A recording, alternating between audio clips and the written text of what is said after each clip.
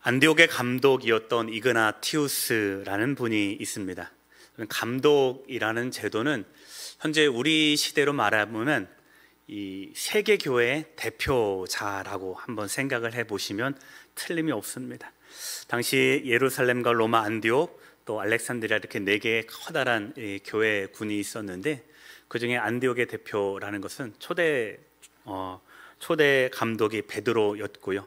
쭉 그런 사도성을 이해해 오면서 사도 요한의 제자라고 일컫는 이그나티우스가 1세기 말부터 2세기 초까지 감독 생활을 하면서 활동을 했는데요. 이분은 자신의 모든 영혼을 바쳐서 그리스도께 헌신했다, 또 자신과 그리스도와 연합을 이루기 위해서 최선을 다하며 살았던 인물로 평가가 됩니다.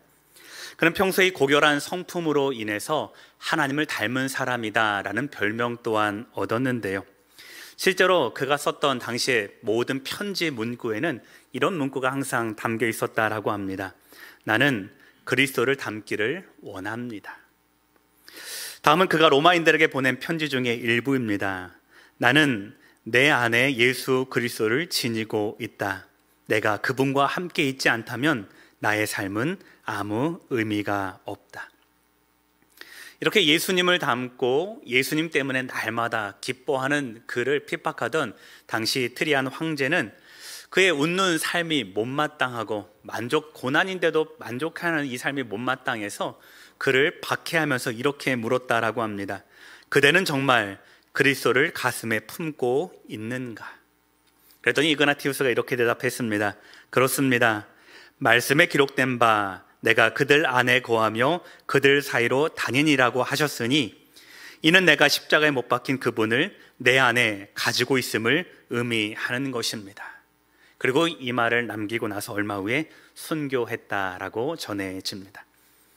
여러분, 이그나티우스가 전해주는 이야기는 분명합니다. 우리가 하나님을 닮은 삶을 살기 위해서는 먼저는 우리 안에 예수 그리스도의 임재로 가득 차 있어야 한다라는 것이죠. 그리고 우리 안에 그분이 가득 찰 때에 나의 모든 자랑보다 그분을 앞세우면 되고, 나의 모든 업적보다 그분이 앞서면 되고, 내가 내 삶을 주장하기보다 예수 그리스도의 주장으로 나의 삶을 내세울 때에 우리는 하나님 닮은 삶을 살게 되며 우리는 내 안에 그리스도를 세상에 온전히 드러낼 수 있는 예수님의 제자로서 이 땅을 살아가게 될 것입니다. 오늘 본문에서는 그러한 삶을 그리스도의 향기라는 말로 칭하고 있는데요. 여기서 말하는 향기란 외적인 우리의 어떤 모습이라든지 또는 외적으로 우리가 드러낼 수 있는 어떠한 도덕적인 성품을 이야기하는 것이 아니라 내 안에 임재하신 그리스도를 자연스럽게 밖으로 드러낼 수 있는 그리스도인이 가지고 있는 이런 원초적인 신앙의 근거를 이야기하는 것입니다. 내 안에 그리스도로 꽉 차 있으니 자연스럽게 어떻게 해요? 말이나 행동으로 예수가 드러나는 삶. 여러분, 이것이 그리스도의 향기라는 말이 가리키는 우리 기독교인의 삶이 될 것입니다. 이그나티우스가 이 순교의 자리까지 이 하나님을 닮을 살았듯이 오늘 사도 바울 역시 복음의 현장 속에서 예수 그리스도라는 그 이름을 실제로 드러내는 삶을 살았던 인물이죠. 오늘 말씀은 그런 바울의 인생의 여정 가운데에 그가 이 고린도후서에 본인을 어떻게 드러내기를 원하는지 이 믿음의 고백이 시작이 되는 말이 오늘 말씀의 시작이 되는 것입니다. 그래서 오늘은 두 가지로 말씀을 나누어서 살펴보려고 합니다. 첫 번째는 그가 복음의 여정을 다시 한번 교회 가운데 권고함으로 교회를 향한 사도의 마음이 어떤 것인지를 먼저 살펴보고요. 두 번째는 이 교회 가운데 참다운 사도직에 대한 가르침을 시작하는데 그 첫 번째 고백인 그리스도의 향기에 관해서 다시 한번 나누고 기도하고자 합니다. 자, 오늘 본문에서는 먼저는 교회를 향한 바울의 마음을 다시 한번 선교의 여행의 변경을 들려줌으로 본인이 바울의 이 교회에 품고 있는 마음이 무엇인지를 다시 들려주는 말씀으로 나타납니다. 12절과 13절 말씀 우리 같이 읽어보도록 하겠습니다. 내가 그리스도의 복음을 위하여 드로아의 이름에 주 안에서 문이 내게 열렸으되 내가 내 형제 디도를 만나지 못함으로 편하지 못하여 그들을 작별하고 마게도냐로 갔노라. 아멘. 이전 구절에서는 우리는 화해와 용서를 위해서 우리는 자제하고 또 진심으로 대하고 마지막으로 실제적으로 용서를 우리가 표현하는 행동, 구체적인 모습이 있어야 한다라는 말씀을 나누었습니다. 특별히 근심하게 한 그를 용서하라라는 말로 우리가 용서할 때에 어디까지 우리의 성품과 우리의 마음을 열어야 되는지를 함께 말씀을 통해서 권면을 들었습니다. 자, 그런 뒤 12절부터 바울은 자신의 여행 일정을 다시 한번 언급합니다. 1장 하반절부터도 언급했는데요, 우리 2장 중반절 12절부터는 그의 여행 여정을 다시 한번 언급을 하게 되죠. 바울은 에베소에서 머물면서 눈물의 편지를 썼습니다. 우리 지난 시간 나누었죠. 이 눈물의 편지를 누구의 손에 들려보냅니까? 디도라는 사람의 편에 들려보냈습니다. 자, 그런데 에베소에 머물고 있는 바울에게 데메드리오라는 사람이 폭동을 일으켜서 바울이 더 이상 에베소에 머물 수 없었습니다. 그래서 그는 드로아로 이동을 했고 그곳에 도착합니다. 아마 디도와 사전에 이야기가 좀 됐던 것 같습니다. 우리가 이곳 가운데 계속 머물 수 없으니, 내가 이곳 가운데 머물 수 없으면 나는 다음에는 드로아로 넘어가겠다라는 말을 미리 약속했던 것 같습니다. 자, 드로아라는 지역은 소아시아에 있는 주요 항구 도시로 로마로 가려는 상인과 군인 그리고 여행객들로 붐비는 도시였습니다. 사람들로 꽉 차 있다라는 거예요. 그러면 사람들이 많으면 뭐 하기 좋은 도시예요? 우리 기독교인 입장에서는 전도하기 좋은 도시예요. 바울은 그래서 이곳을 선교의 중심 기지로 삼고자 그가 본격적인 선교 여행을 떠나기 전에 이곳에 머물기도 한 그런 바울이 생각하는 전략적인 선교 중심지가 드로아였습니다. 자, 오늘 말씀에 보니까 12절에 보니까 뭐라고 또 언급이 되어 있냐면 주 안에서 문이 내게 열렸으되. 문이란 뭘까요? 전도의 문인 거예요. 즉 이 말을 해석해 보면 이렇게 되는 거죠. 내가 이곳 가운데에 선교하기를 이미 마음먹었고 하나님도 선교를 하시도록 복음의 문을 열어주셨다라는 거예요. 이 기회가 얼마나 놀라운지 바울이 주 안에서 문이 열렸다라고 회고했을까요? 자, 그런데 바울은 이 선교의 문을 제대로 열지 못했습니다. 왜 그럴까요? 자신도 여기서 전도하고 싶었고 선교의 기지로 만들고 싶었고 하나님께서 영적으로 대답해 주실 때 여기가 바로 너를 위한 선교의 문이다, 내가 여기서 일할 것이다 라고 선교의 문도 열어주셨는데 바울은 왜 거기서 선교하지 못했을까요? 무엇 때문입니까? 교회를 향한 걱정 때문입니다. 자, 고린도 교회를 향한 걱정 때문인데 13절에 보면 이렇게 되어 있습니다. 디도를 만나지 못해서 마음이 편치 못했다. 물론 디도에 대한 걱정도 있었을 것입니다. 그런데 더 근본적으로 바울이 디도를 만나서 왜 마음이 심령이 편하지 못했느냐 하면 디도보다는 누구를 더 걱정한 거예요? 교회를 더 걱정하는 거죠. 눈물의 편지를 가지고 갔는데 여러분, 우리가 눈물의 편지가 격정적이라고, 분노의 눈물이라고, 슬픔의 눈물이기도 하지만 분노의 눈물을 담고 있다고 말씀드렸습니다. 바울은 뭐가 걱정이 됐을까요? 교회가 이 편지를 받고 혹여라도 더 돌아서는 것은 아닌가. 내가 교회에게 바른 복음을 가르쳐주고자 분노하며 강한 어조로 편지를 쓴 것이 혹여 교회를 더 걱정스럽게 하고 근심하게 하는 일이 아니었을까. 바울은 그것을 늘 걱정하고 있었던 것이죠.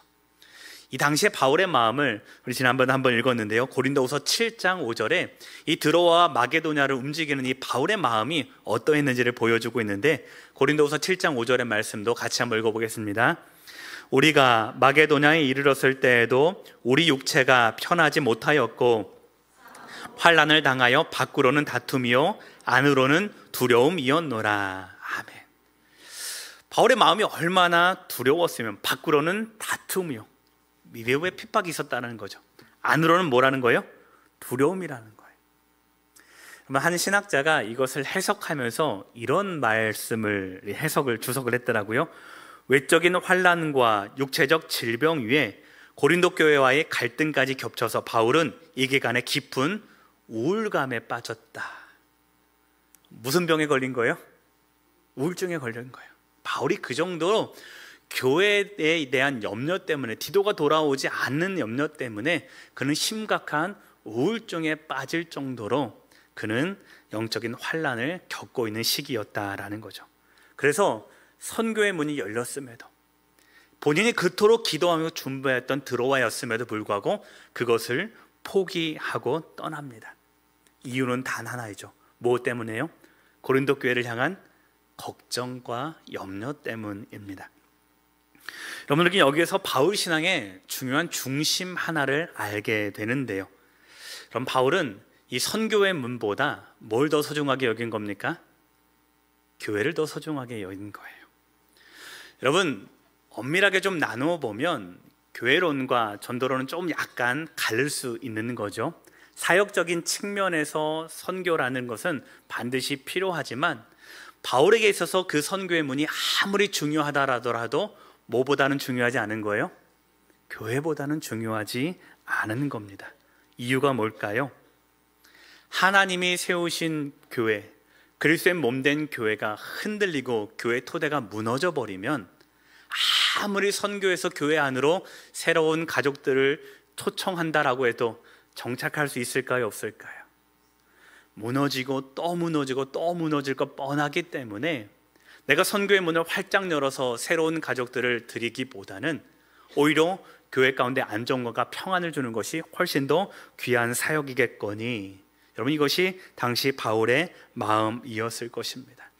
새로운 심령을 얻는 것도 너무나도 복된 일이고 교회의 사명이지만 신앙의 본질을 지키는 것은 그것보다 먼저 교회 안에 하나님의 화평을 이루는 것이다 라는 것을 바울이 알았던 것입니다. 그래서 그는 과감히 드로아에서 열린 이 전도의 문을 포기하고 어디로 이동합니까?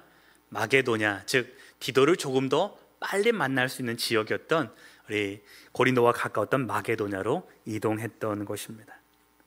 말씀을 묵상을 하는데 그런 생각을 해보게 됩니다. 고린도 교인들이 이 편지를 받게 되었을 때 그들의 마음이 어땠을까요? 여러분들이 한번 고린도 교인이라고 한번 생각을 해보십시오. 이 절절한 눈물의 편지와 함께 그것이 눈물의 편지를 보낸 사연이 담긴, 오늘 우리가 2장이 담긴, 우리는 고린도후서라는 책으로 이 말씀을 받았지만 처음에 이게 뭐였습니까? 편지였습니다. 여러분들이 2장이 담긴, 요 말이 담긴 이 편지를 여러분들이 받았다라고 한번 생각을 해보십시오. 여러분, 어떤 마음이 들까요? 바울이 자신에게 앞인 하나님께서 기회를 열어주신 모든 선교와 전도의 문까지 다 포기하고 지금 어디로 달려오고 있는 거예요? 교회로 그 마음을 향하여 한시라도 빨리 교회에 평안하다는 소식을 듣기 위해서 마게도냐로 달려오겠다는 그 소식을 교회가 먼저 접한 거예요. 교회의 마음이 어땠을까요? 더군다나 사도 바울 아닙니까? 전도에 자기 목숨까지, 이방인의 사도라고 스스로 그렇게 언급할 정도로 드로아의 선교의 문이 열리기를 그토록 바랬는데 그것마저도 접고 고린도 교회를 향한 염려와 기도 때문에 사도가 한시도 잠을 못 이룰 정도라고 그 마음이 불안해하고 있는 것을 교회가 알았다면 여러분의 마음은 어땠을까요? 함께 울지 않았을까요? 사도가 밤새 눈물 흘렸듯이, 사도가 밤새 걱정했듯이 교회 또한 걱정했을 겁니다. 비로소 사도의 진정성을 교회는 확신 가운데에 더욱더 견고히 세워갔을 테죠. 사도 바울이 우리 교회를 향하여 이렇게 진정으로 기도하고 있구나. 사도 바울이 자신의 열정적으로 쏟았던 이 선교보다 우리 고린도 교회가 세워지는 것이 그에게 있어서 가장 최고의 사명이라고 그가 알았구나. 이제 우리의 마음을 열어서 다시 한번 그의 복음 가운데 더 귀를 기울여 보자. 여러분, 저는 제가 고린도 교인이었다면 그런 생각으로 임했을 것입니다. 그리고 비로소 교회는 바울이 완벽한 사역자가 아니라 오히려 교회를 사랑하는 아버지였음을 비로소 깨닫지 않았을까 합니다. 자신의 모든 연약함을 다 뒤로 한 채 오직 자녀된 교회를 사랑하는 그 아버지 말입니다. 사랑하는 성도님들, 우리가 이 마음으로 교회를 사랑하고 교회의 평화를 위해서 기도할 수 있는 우리 성도들의 마음이 되시기를 소망합니다. 여러분, 교회는 일을 잘하기 위해 모이는 공동체는 아닙니다. 일 못해도 됩니다. 조금 부족해도 상관없습니다. 교회는 성도 한 사람 한 사람이 하나님과의 소중한 관계 가운데 그 믿음의 토대가 쌓여지듯이 성도 한 사람 한 사람이 서로의 관계를 통해서 교회의 평안과 화평을 온전히 하나님 안에서 누리는 귀한 화목의 공동체라는 것을 우리가 먼저 기억하기를 소망합니다. 우리가 하나님과 화평할 때에 복음의 진정성이 우리 안에 새겨지듯이 성도 안에 서로 화평과 화목이 온전히 세워질 때에 그리스도의 복음도 우리 안에서 온전히 자리 잡게 된다라는 이 영적인 비밀과 신비를 오늘 우리 모든 성도가 깨닫기를 소망합니다. 많은 분들이 교회의 일차적인 사명을 복음 전도라고 이야기합니다. 맞나요? 틀리나요? 맞습니다. 교회는 복음을 전도해야 됩니다. 여러분, 그런데 혹시 그거 아십니까? 성경에는요, 복음을 전하라 라는 말보다는요, 화평하라 라는 말이 수배는 많이 나옵니다. 우리가 이 사실을 좀, 진리를 좀 깨달았으면 좋겠는데요, 교회의 마지막 사명이 이 복음 전도라면 평상시에 항상 교회가 담재해야 될 교회 본분의 사명은 뭐냐면 화평을 이루는 것입니다. 하나님과의 화평을 이룰 뿐만 아니라 누구와 누구와의 화평이요? 목회자와 성도의 화평, 그리고 성도 서로 간의 화평을 이루을 수 있어야 교회는 교회로서의 온전한 가치를 지닌다는 것을 우리 성도님들 기억해 주시기를 소망합니다. 그래서 에베소서 6장에는요, 이 복음 자체를 뭐라고 설명하냐면 평화의 복음의 신이라고 이야기를 합니다. 무슨 말입니까? 전도라는 것은 그리스도의 평화로 나아가는 길일 것입니다. 그러면 그 평화로 나아가는 길을 완성한 그 결과가 뭐라는 겁니까? 평화라는 거예요. 한 사람의 생명을 우리가 새로 심령을 얻어서 이 안에 데려다 놓으면 그가 하나님과의 온전한 관계를 누릴 때 나타나는 이 믿음의 열매는 뭐가 되는 겁니까? 평화가 되는 것입니다. 사랑하는 성도님들, 그래서 오늘 바울은 이 사역의 확장을 더 하나 늘리기보다는 교회를 더 평화하고 안전하도록 사도의 마음을 그들에게 전하며 그 교회 안에 사도와 교회가, 그리고 교회 서로 안에 안정감을 누릴 수 있도록 오늘도 힘쓰고 애쓰는 이 사도의 모습을 우리가 온전히 기억했으면 좋겠습니다. 사랑하는 성도님들, 우리 안에 하나님 주신 평화가 있습니다. 우리 안에도 그리스도가 우리 안에 이루어내신 내적인 평화가 늘 존재한다라는 것입니다. 이 평화를 완성해 가는 한 걸음 한 걸음 그 믿음이 오늘 우리들의 신앙의 모습 되기를 소망합니다. 그리하여 서로를 온전히 섬기고 우리가 하나님을 위해서 봉사하듯 우리가 서로를 위해서 봉사하며 우리가 하나님께 기도하듯 우리가 서로를 위해 기도하여 우리 사는 남강교회가 하나님 주신 온전한 화평 가운데에 굳건한 믿음의 토대를 세워갈 수 있는 귀한 은혜의 토대가 되기를 주님의 이름으로 축복합니다. 오늘 이야기가 전하는 두 번째 중심은 나는 그리스도의 향기입니다 라는 사도의 자기 고백입니다. 여러분, 이 단락에서부터 우리가 일정 탄 이후에까지요, 바울은 자기 자신을 포함한 사도가 무엇인지를 드러내는 고백들을 계속해 나아갑니다. 그럼 바울은 생각했을 거예요. 도대체 사도가 무엇인지를 교회가 알까? 여러분, 왜 그럴까요? 지금 교회가 왜 환란에 빠졌습니까? 교회가 왜 복음이 훼손당했습니까? 무엇 때문입니까? 교회 가운데 머물고 있는 누구 때문에요? 유대계 그리스도인들이. 자, 그들이 교회 안에 들어와서 그들이 믿고 있는 복음을 전했더니 우리 지난 시간에 말씀드렸습니다. 복음을 받아들여요? 안 받아들여요? 안 받아들였습니다. 그러자 그들이 무엇을 훼손하기 시작했어요? 복음을 전하는 메신저를 훼손하기 시작을 했어요. 그러자 뭐까지 흔들리게 됐습니까? 복음까지 흔들리게 되었던 거예요. 바울은 생각하는 겁니다. 교회가 그러면 견고히 서가려면 뭐가 필요할까? 사도직에 대한 온전한 인식이 있으면 교회가 바른 복음 위에 서지 않을까? 이런 생각 할까요, 안 할까요? 했을 거예요.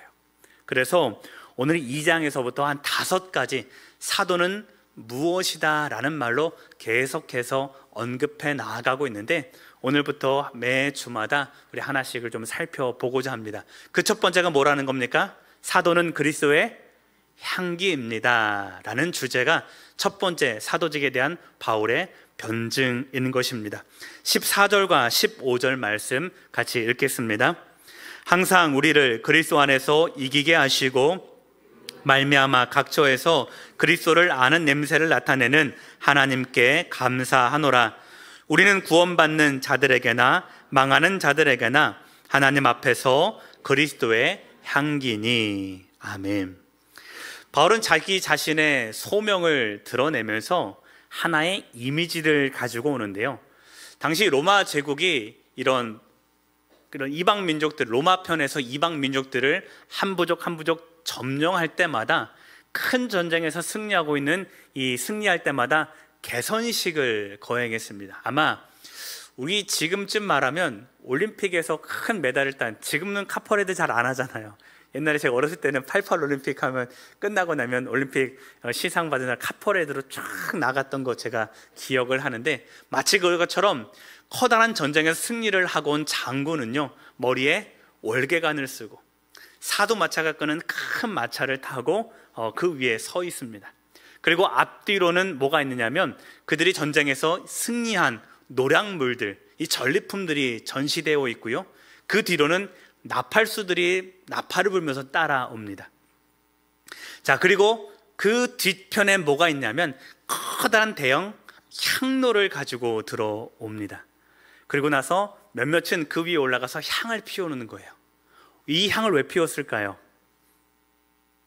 이들의 전쟁은 단순히 군사력의 전쟁이 아니라 신과 신의 싸움이었던 거예요. 그래서 이 신적인 제의적으로 우리가 승리했으니 신 앞에 영광을 올려드린다라는 의미가 하나가 있었고요, 다른 하나는 카퍼레이드를 쭉 펼쳐나가면 가까이 있는 사람은 보잖아요.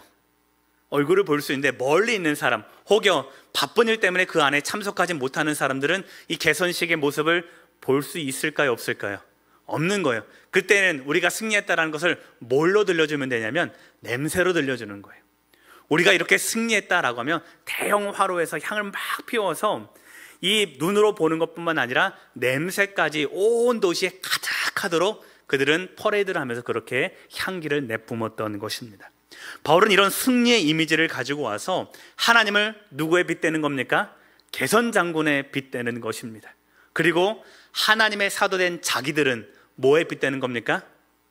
향로에 피어나는 향기처럼 이 땅 가운데 참으로 승리하신 분은 하나님이요, 하나님의 복음이 온 땅 가운데 선포되는 것이 하나님의 전쟁에서의 궁극적인 승리다라는 것을 온 땅 가운데 전파되는 이 그리스도의 향기가 누구라는 겁니까? 사도라는 거예요. 교회가 이것을 좀 알아주기를 원하는 거예요.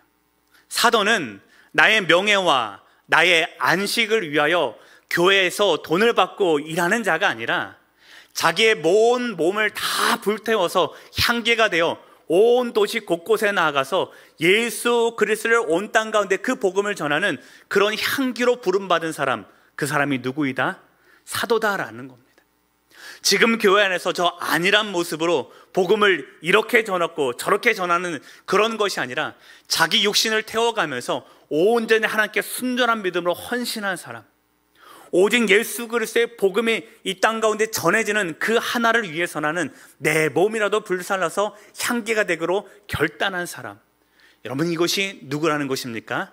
오늘 사도리라는 바울과 많은 사도로 부르심 받은 헌신된 일꾼이 바로 그리스도의 향기로서의 사도의 직무가 되는 것입니다. 그런데 오늘 본문을 보면 또 하나 재미있는 표현이 하나 더 있습니다. 우리 16절 말씀도 같이 한번 읽어보겠습니다. 16절입니다. 이 사람에게는 사망으로부터 사망에 이르는 냄새요, 저 사람에게는 생명으로부터 생명에 이르는 냄새라. 누가 이 일을 감당하리요? 이게 무슨 말일까요? 우리 퍼레이드를 살펴보면 이 향로 끄트매기에 또 뭐가 있느냐 하면 누가 끌려오고 있을까요? 적군의 장수들이 포박돼서 끌려오고 있어요. 왜요? 전쟁의 전리품 중에 하나인 거예요. 자, 그럼 보십시오. 이들 앞에서 향로가 크게 피어납니다. 그러면 이 도시 사람들, 로마 사람들에게는 그 향기는 어떤 향기였을까요? 승리의 향기였을 거예요. 생명의 향기였을 거예요.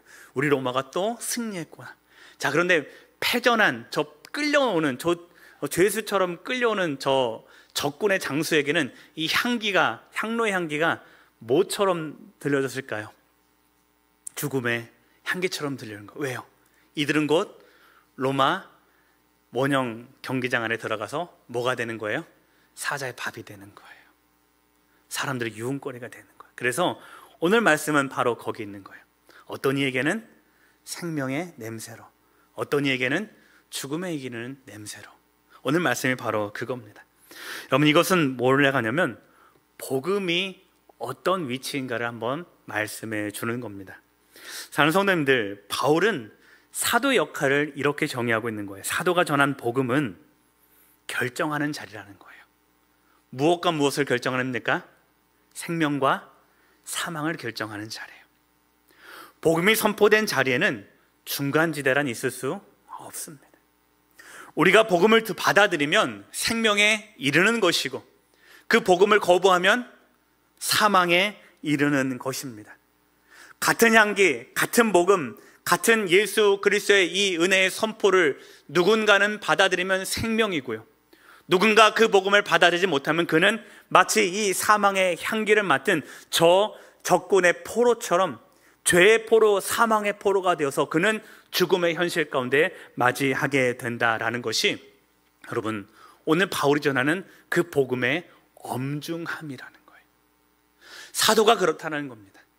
사도가 하는 일은 단순히 이 말씀을 선포해서 사람들의 마음을 안도감 있게 하고 사람들의 마음을 평화 가운데 놓이게 하는 것이 사도의 직무가 아니라, 사람들을 즐겁게 하고 화평해 하고 도덕적으로 권면하는 말을 사도가 하는 것이 아니라, 사도의 이 선포 하나하나는 때로는 생명이 되게 하고 때로는 사망에 이르게 하는 하나님의 복음을 선포하는 자가 누구라는 것입니까? 사도, 즉 그리스도의 향기된 사도가 그 일들을 감당하는데, 사랑하는 성도님들, 이 일을 감당하는 것이 쉬울까요? 어려울까요? 어려운 겁니다. 그래서 16절의 마지막에 뭐라고 표현되어 있습니까? 누가 이 일을 감당하리요. 바울은 교회가 그것을 알아주기를 원하는 것입니다. 지금 교회 안에 평안히 머물러 정말로 성도들이 듣기 좋은 말로만 축복하는 그가 사도가 아니라, 정말로 사도는 생명과 사망의 갈림길에 성도 한 사람 한 사람을 세워서 성도로 하여금 복음을 선택할지, 성도로 하여금 사망을 선택할지, 그 성도 한 사람 한 사람을 죽음과 생명의 갈림길에 세우는 자가 사도인데, 지금 교환에서 성도들 듣기 좋은 말로 하하호하며 그 복음을 전한들 그가 사도이겠느냐? 이 어려운 일을 누가 감당하겠느냐? 오직 사도된 자만이 그것을 감당할 수 있다 하는 말씀입니다. 사랑하는 성도님들, 오늘 우리가 이 말씀을 우리의 삶에 한번 비춰보시기를 바랍니다. 사도는 그리스도의 향기입니다. 그런데 그 말은 당시에는 바울과 같은 하나님의 말씀을 맡은 자들, 하나님의 복음을 맡고 각 교회마다 순회하며 하나님의 진실, 그 진리를 전했던 사람들이 당시의 사도였습니다. 그러면 오늘 그리스도의 향기된 이 사도직은 오늘 누구에게 맡겨졌을까요? 이 땅을 살아가는 그리스도인들, 바로 성도들이 그리스도의 향기로 이 땅을 살아가야 된다라는 엄중한 사명 가운데에 우리의 사역의 자리가 놓여 있다라는 것을 깊이 깨닫기를 소망합니다. 그렇게 우리는 우리의 믿음을 매일 매순간 점검해야 됩니다. 내 안에 나는 그리스도로 충만한가? 내가 말을 할 때마다, 내 손이 움직일 때마다, 내 걸음이 움직일 때마다 나는 예수 그리스도가 생명이요, 하나님의 복음이 궁극적으로 이 땅 가운데 승리하는 그 복음임을 나는 내 입술과 내 삶으로 증거할 수 있는가? 오늘 우리들의 삶은 어떠셨습니까? 여러분의 삶은 하나님을 닮은 삶이었습니까? 여러분의 입술과 행동을 통해서 그리스도의 향기를 온전히 드러내는 그런 일꾼된 삶이었습니까? 아니면 그리스도의 향기를 우리 안에 가지고 있으면서도 다른 냄새를 풍기며 살아가는 그런 일꾼이었습니까? 우리가 신앙생활을 오래 하다 보면 예수 믿는다고 말하면서도 실제적으로는 예수가 없는 분들이 너무나도 많이 있음을 보게 됩니다. 겉으로 보기에는 향수를 담은 향유병 같은데 그 속을 뚜껑을 열어보면 막상 향기가 풍겨나오는 게 아니라 썩은 내가 풍겨나오는 사람들이 너무 많아요. 최근에 한 교사의 이야기를 들었습니다. 이분은 입만 열면 주변 사람들을 험담하고 다녀요. 그런데 늘 자랑을 해요. 나는 교회 다니는 사람이다. 근무처에서 조금 곤란한 상황이가 또 오거나 이해가 안 되고 자신의 막 스트레스, 우울증만 하면 교회 가서 목사님께 상담을 해요. 목사님, 나는 정말 열심히 신앙생활 하는데 주변 사람들이 너무 이상한 사람들이 많아서 스트레스가 많아요. 그리고 와서 또 자랑해요. 목사님께 상담받고 회복되었으니 또 뭘 할까요? 직장에 와서는 험담하게 바빠요. 여러분, 그분이 자랑스럽게 말하는 나는 신앙입니다 라는 말은요, 그분이 자랑스럽게 여기는 나는 목사님과 이야기하는 사람입니다 라는 그 말은 향기일까요? 악취일까요? 사는 성도님들, 믿음은요 자랑하지 않지만 드러나는 겁니다. 우리가 품은 예수 그리스도라는 그 향기는 우리가 애써서 자랑하지 않아도 우리 입술과 행동을 통해서 자연스럽게 드러나는 향기입니다.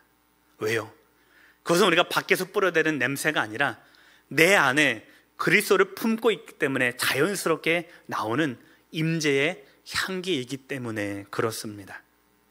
사랑하는 성도님들, 우리가 착한 행실을 향수를 뿌리듯 겉에서 뿌려내는 것이 아니라 내 안에 그리스도를 풍성히 품어내는 하나님의 임재로 가득한 복된 은혜의 삶을 살아가기를 소망합니다.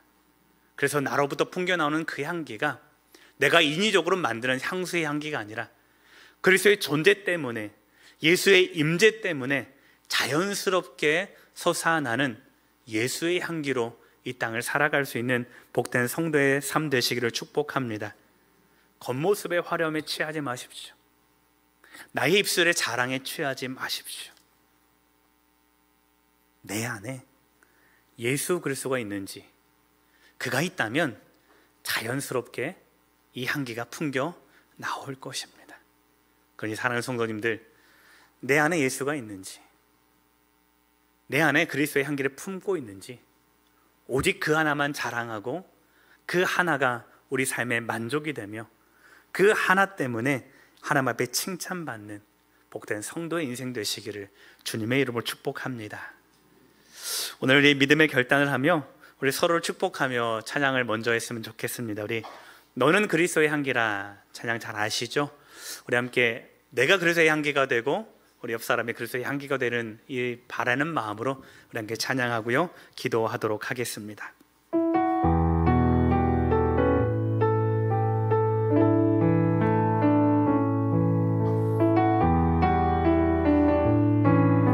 찬양합니다. 너는 그리스도의 향기라. 너는 그리스도의 향기라. 너는 그리스도의 편지라. 하나님 앞에서 그리스도의 향기니 너를 통해 생명이 흘러가리. 너를 통해 생명이. 우리 다시 한번 찬양합니다. 너는 그리스도의 향기라. 너는 그리스도의 향기라. 너는 그리스도의 편지라.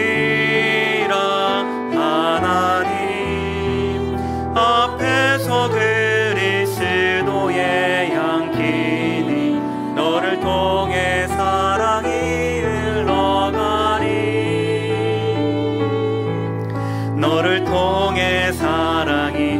다시 한번 1절로 찬양할 때에 우리 옆 사람 한번 축복해 볼까요? 너는 그리스도의 향기라. 너는 그리스도의 편지라.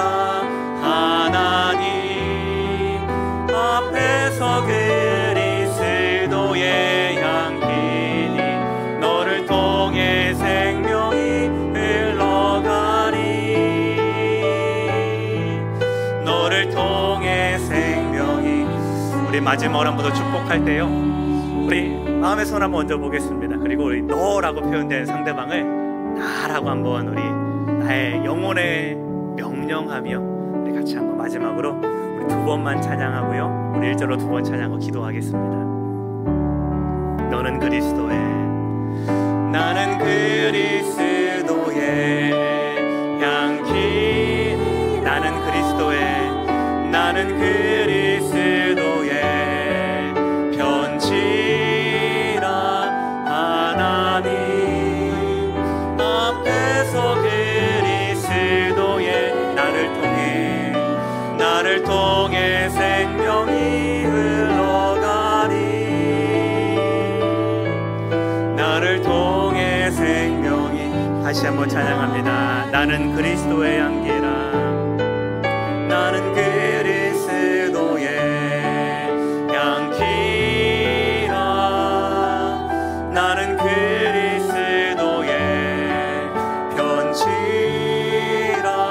하나님 앞에서 그리스도의 향기니 나를 통해 생명이 흘러가리.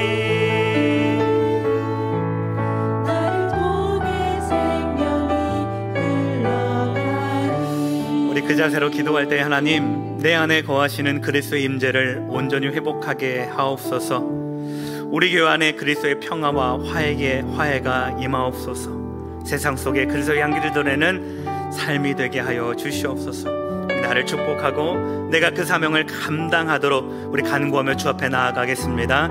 사랑하는 주 하나님 아버지, 오늘 나를 그리스도의 향기로 부르시고 이 땅 가운데 주의 복음과 생명을 전하는 자로서 하나님 그 향기가 되어 흘러가는 주의 메신저로 우리를 불러주시니 감사와 찬송과 영광 올려드립니다. 하나님 죽음 가운데 거할 수밖에 없는 우리를 불러주셔서 이 막중한 사도의 책임을 허락하여 주셨사오니 하나님 우리가 이 사명을 감당하며 이 땅 가운데에 하나님의 온전하신 복음을 전하는 하나님의 복음 전하는 자로 아버지 그리스도의 향기로 살아가도록 주께서 인도하여 주시옵소서. 하나님 우리 안에 먼저 그리스도의 임재가 온전히 확인되는 삶을 살아가도록 인도하여 주시옵소서. 껍데기 신앙은 버리게 하시고 온전히 내 안에 살아계신 예수 그리스도와 그 성령의 임재로 충만히 담아내도록 인도하여 주시고 하나님 그것이 흘러넘쳐 우리 입과 손과 말과 우리 모든 행동을 통하여서 예수 그리스도가 이 땅 가운데 살아계시는 참 주의 삶을 하나님 드러내는 복된 은혜의 삶 살아가도록 주여 인도하여 주시옵소서. 하나님 그리하여 먼저 우리 남강교회가 그 은혜의 삶을 누리게 하여 주시옵소서. 하나님 분란과 아버지 혼란과 소망과 아버지 모든 것들이 하나님께서 역사하시는 은혜의 현장 이오님 하나님이 소망으로 우리를 덮어주시옵시고 온전히 화평하도록 인도하여 주시며 오직 교회의 화평과 그 온전함을 통하여서 하나님 영광 받으신다는 그 믿음의 일들을 우리 가운데 새겨 주셔서 교회가 다시 한번 믿음의 온전함을 새기게 하시고 그 영광 가운데 주를 만나는 하나님 영적인 아버지 온전한 도약이 우리 가운데 있을 수 있도록 인도하여 주시옵소서. 하나님 우리가 주의 소망을 품고 이 땅 가운데 살아갑니다. 우리와 또한 교회와 가정과 우리가 가는 모든 담을 넘어 하나님의 향기를 온전히 드러내는 아버지와 소망으로 살게 하시고 우리 입술을 통하여 고백되는 모든 삶의 증거들이 아버지 앞에 온전히 고백되는 믿음의 향기요 그리스도의 향기 될 수 있도록 이를 통하여 역사하여 주시옵소서.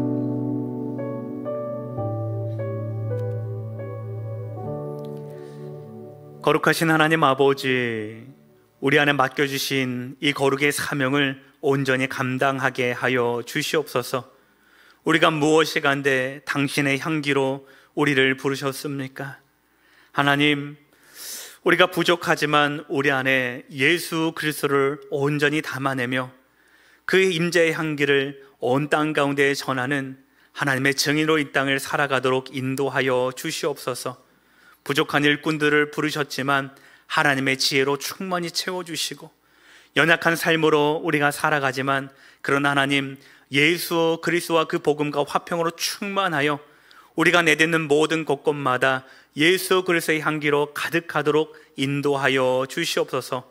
먼저는 우리 남강교회로 온전히 그 삶의 생명이 충만하도록 인도하여 주시고, 서로 돕고 화평하며 분쟁하는 모든 것들이 다시 하나의 교회로 온전히 하나 되는 복된 이 믿음의 사명 감당하도록 인도하여 주시며, 이 그리스도의 향기가 되어 교회의 담장을 넘어 이 광명지역과 온 땅 가운데에 그리스도의 향기를 온전히 드러내는 삶의 증인되어 살아가는 복된 성도요 가정될 수 있도록 인도하여 주시옵소서. 그리하여 우리를 통하여 생명이 살아나게 하시고, 우리를 통하여서 하나님의 화평이 온 땅 가운데 증거되는 하나님 주의 온전한 백성의 일꾼 되도록 우리와 함께 동행하여 주시옵소서. 감사하며 축복하며 존귀하신 예수님 이름으로 기도드립니다. 아멘.